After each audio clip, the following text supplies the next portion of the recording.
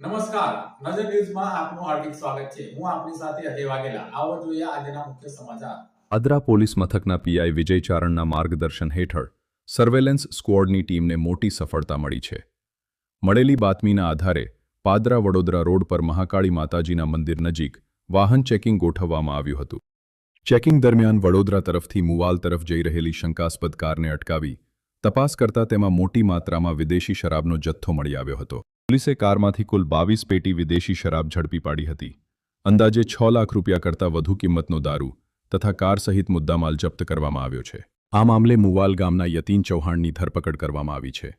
પ્રાથમિક તપાસમાં શરાબનો જથ્થો ગેરકાયદેસર રીતે લઈ જવાઈ રહ્યો હોવાની માહિતી મળી છે. પાદરા પોલીસ દ્વારા આરોપી સામે પ્રોહિબિશન એક્ટ હેઠળ ગુનો નોંધી વધુ તપાસ હાથ ધરવામાં આવી છે.